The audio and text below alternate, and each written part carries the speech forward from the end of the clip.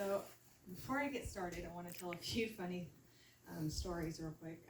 So the first funny story is that when Summer asked me to do this, I was sitting in church, and you know how on your phone you can read some of the message before you read all of it and open it. And I had seen where she was talking about the women's conference, and I shut my phone off and I looked at Alex, who's sitting back there, my sister. I said, somebody I think is going to ask me to be a speaker, and I don't know what to do. She's like, that's awesome, that's amazing. Who is it? And she was asking me all these questions. I'm like, I don't know, but I'm not opening the message. I'm not opening it, because if I open it, that means I have to respond. And I didn't for a week. I didn't open that message. And I love Summer dearly, but I was terrified because I knew she was going to ask me to be a speaker. And somebody in the Bible that I feel so close to is Moses. Is it Moses? And he feels like he's like not a good speaker, and he stuttered and stuff. And I'm like, that's me, Lord, that's me. I can't speak. I don't know what you want me to do, but I can't do this because I'm not skilled in this. I'm not, haven't been. I mean, I would say I've been a Christian all my life, but I didn't really start digging deep and learning until I got married to my husband when I was 19. So I feel still very new in this. And of course, I opened it a week later, and I read it, and I told her yes, because I was like, you know what? I know that God has been pushing me more to get outside my comfort zone, and to, I've been thinking for a long time. I've wanted to speak more about God more openly, and it's so easy to do it here in a setting where you are with believers and people that's like-minded, but it's still scary. It's still scary to put yourself out there and wonder if you're gonna stutter or fake or whatever. And then time has passed, and yesterday she messages me and she's like, hey, just wanted to make sure you're still coming. And I woke up so sick yesterday. I'm still not feeling 100%, but I woke up, I was in so much pain. My stomach was just so bad. And so my husband, got me some medicine. She messages me and she's like, just wanted to make sure you're okay. We had 2 ladies get sick. I'm like, oh gosh. Now I really have to go.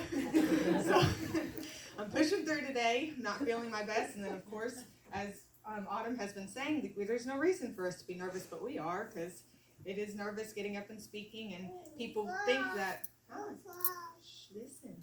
People think that I've been in theater for my whole life, 18 years, and they think that if you are in theater that you must be good at public speaking or like it at least. Nope. That stuff I'm scripted and I memorize, and it's great. Up here, you're just kind of letting the Lord use you and use you as a mouthpiece, and that's scary sometimes. So anyways, I'm going to get to what I'm talking about. I'm going to see if I can keep this close to me, because she's going to be a heathen. And okay. So one of the things that I was thinking about as I was preparing for this is what I was going to talk about, and the few things that, I guess us as women feel like we can share, and that's, being adjusted if you need it to be. Oh, no, it's okay. She's going to play with it. So is being a wife, being a mother, things that we can relate to as women. And I was just sitting there thinking, what should I talk about? And I thought about all these different things. And one of the things that came to mind was when, are you listening or reading?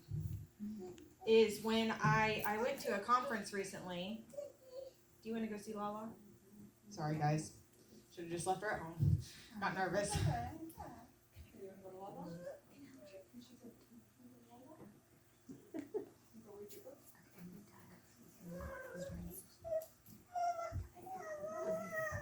So one of the things I was thinking about was my trip to Florida recently. I had, what I love about the company that I work for and with is that they are a Christian-based company, so they're not afraid. They're unapologetically, in love with God, and they speak about Him openly, and read scriptures all the time. So one of the things that we talked about was comparison being the thief of joy.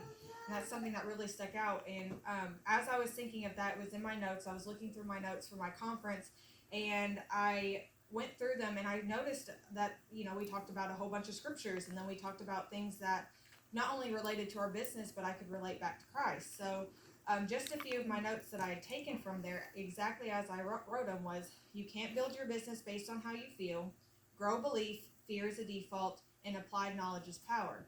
And I was thinking about those things and how they related to our relationship with Christ. And the first one being, you can't build your business based on how you feel, which is just like you can't grow your relationship with God based on how you feel. That's right. You know, you can't just wait. There's never going to be a perfect moment. I remember my mother-in-law telling me, if you wait to have children for the perfect moment, it's never going to be perfect, you know? If you wait for the laundry to be done and the dishes to be done, it's just never going to happen, okay? So, and the same thing is with Christ. You know, you can't build a relationship based on how you feel, because you're never going to feel good. You're always going to be tired. There's something always going to be happening. You're going to be going through valleys. Even through the high times, there's just going to be struggles. You know, your marriage may not be thriving. Your relationship with your kids, you may just want to like pull their hair out because they're just growing up and being toddlers and stuff. So, you know, if you wait for the perfect time, there's not going to be a perfect time. So you must continue to build your relationship with God when you don't feel good, when you are tired and through the valleys, and He will help you get through that. Yes. One of the scriptures that I put along with that was Hebrews 12:11, which is one that somebody at our conference had said was his favorite. He said, you know, it's about working hard and stuff, and that's what we do in our business. And it says, now no chastening for the present seemeth to be joyous, but grievous. Nevertheless, afterward it yieldeth the peaceable fruit of righteousness unto them which are exercised thereby. You know, even though we're going to be doing stuff when we don't feel like it, we're still going to reap the benefits. We're still going to, that fruit is still going to grow, and it's still going to be, you know, it's going to be worth it in the end that we push through when we don't feel like it. The second thing that I wrote down on my notes, exactly how I wrote it in Florida, was grow your belief, fear is a default. You know, in our business, sometimes people get scared to talk to people online. It's, you know, not natural. We're not going to a job and clocking in. It's not something that we get told to do every day. So they were talking about, you have to grow your belief. You have to, you know, be a product of the product. You have to, you know, you have to know why you love this company, whether it's the company, the products, or whether you're helping people or whatever. It's the same with Christ. How do we grow our belief? By reading, going to church, listening to testimonies, having our own testimony. I thought it was cool that she was sharing that about having your own testimony, because I did feel like Autumn too. It's like I really didn't go through anything, which I have a great testimony now, but you do feel like your testimonies are insignificant, or that they don't matter, or that they don't compare. And that's where I'm going to talk about comparison being the thief of joy. You know, you do have something to share. God did give you a testimony. He did give you a story, and that is important that you share it.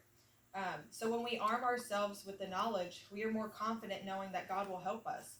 You know, when we do read, it's hard.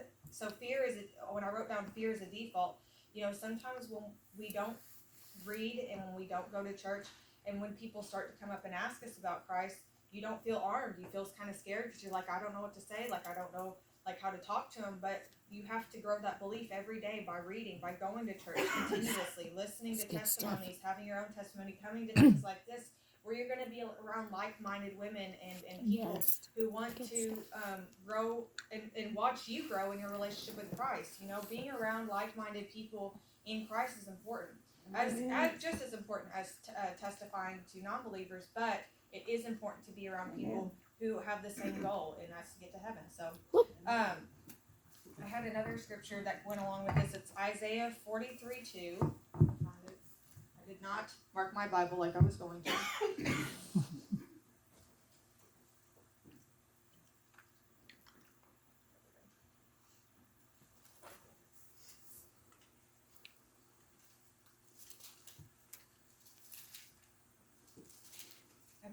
Isaiah 43:2, it says, when thou passest through the waters, I will be with thee, and through the rivers, they shall not overflow thee. When thou walkest through the fire, thou shalt not be burned, neither shall the flame kindle upon thee. So it's just saying that, you know, he's going to be with us right now, as I'm shaking and quivering, as I'm talking, you know. He's going to be with us in those days that, you know, when we need him. But it is still important for us to grow that belief ourselves. And the third thing that I wrote down was applied knowledge is power. In our business, we have a lot of different phrases that we use compare. And one of something that people kind of get mixed up is they say that knowledge is power, but that's not true. Applied knowledge is power. Whenever I heard that, it made me think faith without works is dead. Just because you know something does not mean that That's you right. have Yeah. all the That's power. Amen. You have to apply that. James 2:14 through 17 is where that scripture is at. I'm gonna read it because I really like that. We did the first Bible study that we did when I got married to my husband was talking about faith without works being dead, and I thought that was so cool because I'd never heard that before. Okay, James 2:14 through 17, it says, "What doth it profit, my brethren, though a man say he hath faith and have not works? Can faith save him? If a brother or sister be naked and destitute of daily food, and one of you say unto them, Depart in peace, be ye warmed and filled, notwithstanding ye give them not those things which are needful to the body, what doth it profit? Even so faith, if it hath not works, it dead being alone." So, it's important to grow a relationship, but it's also important to go out and use that knowledge. We can't just sit dormant in, just like I have been, and I didn't want to be up here and speaking because I was so nervous, but we have to put forth that works, faith without works is dead. It's important that we go out and share the gospel, and that we share our testimonies, and that we, do what God has us to do, because He will help us. As I said in Isaiah, He will help us get through it, no matter how scary it may seem. Amen. The last thing I wanted to say was comparison is the thief of joy, and that was something that I really we were having a Q&A session, and somebody was asking. They said, "I know that we shouldn't compare ourselves to other people, but how do you stop that? How do you stop comparing yourself through our world of social media?" And she was mostly talking about success stories and different things like that. And our CEO's daughter, she's like, "Listen, and she said that phrase, comparison is the thief of joy. Being admirable of somebody is okay. Seeing qualities that you like my sister, for instance, she is amazing at housekeeping. I am not. My house is a mess. I put a quote on Facebook, and it says, "If you're looking for a clean house and quiet kids, my house has nothing for you." And that is so true, because my kid is wild and my house is messy all the time, and she keeps her house clean and spotless, and like she could have a blanket out. She's like, "Oh, I'm so sorry it's dirty." I'm like, "My house is as dirty as yours." And she cooks dinner. She's such a good wife. And, I think about that all the time. And, sometimes you can get caught in that comparison game of being a wife and a mother, especially, because everybody has their opinion on Facebook. So when you see these perfectly pictured things, it gets dangerous, because you're like, man, I'm not doing so hot as a wife. I could do a couple more loads of laundry. I could sweep my floors more than once a week, but it's hard, and it's hard. Being a mom and being a wife is hard, and it's okay to be admirable of those things, though. If you look at that and you're like, man, I'm going to do better. She really inspires me to want to do better. That's good, but comparing yourself, that's where it gets negative, and that's where it gets bad. In 2 Corinthians 10:2, I had found a scripture. I was looking for things that talked about comparison, and I thought this was really neat, and it stuck out to me. 2 Corinthians 10:2. It says,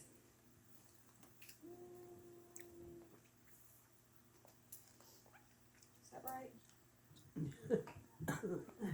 Hold on. Nope. 12 and 10. 12 and 9? Shoot. Well, it was somewhere in here. And it talked about... No, it jumped up and went somewhere else, didn't Yep, it did. Interesting. Oh, here it is. It is... 12:6. No, it was 10 and 12. I was just looking at 10 and 2. Sorry. My notes were... I just couldn't read. Okay, so it says, "For we dare not make ourselves of the number or compare ourselves with some that commend themselves. But they measuring themselves by themselves and comparing themselves among themselves are not wise." So it's just, it's pretty simple there. It's not wise to compare ourselves to other people and to compare ourselves to ourselves. You know, like I said, it becomes really toxic whenever you start that comparison game. To be admirable, it's one thing, but to compare is dangerous. And so I'm going to close, but I wanted to read a few verses that I really, really love. One of them was 2 Corinthians 12:9, so that was one. And it says, and he said unto me, my grace is sufficient for thee, for my strength is made perfect in weakness. Most gladly, therefore, will I rather glory in my infirmities, that the power of Christ may rest upon me. And then also, some of you may know this one already, but it's one that always speaks to me. One of my leaders, she was a nurse, and she has an amazing testimony where she was in nursing school, failing out, and then her husband he was a firefighter, and he ended up getting a DUI, and so, you know, his dream job was over. They can't have someone who had a ticket with a DUI serving as a firefighter, so his dream job and career was over. So he, you know, they were going through that, and then she was failing out of nursing school. She had to go plead back to the board of getting her spot back and just saying that she was going to do better and things like that. And she walked into a room. She was a labor and delivery nurse, and she walked in her room, and on the board it said Jeremiah 29:11, and her boyfriend at the time was Jeremiah, and he was 29 years old, and her birthday is 11/14, and that's the verse I'm about to read. She's like, oh my gosh, and she ran to the bathroom, and she said, I have to read this verse. And I know it's something that you guys probably already know, but I love it, and I'm just going to say it this morning. For I know the thoughts that I think of you, saith the Lord, thoughts of peace and not of evil, to give you an expected end. Then shall ye call upon me, and ye shall go and pray unto me, and I will hearken unto you. And ye shall seek me and find me, when ye shall search for me with all your heart. And I will be found of you, saith the Lord, and I will turn away your captivity, and I will gather you from all the nations, and from all the places where I have driven you, saith the Lord, and I will bring you again into the place where I caused you to be carried away captive. So, that's all I have today. Good stuff.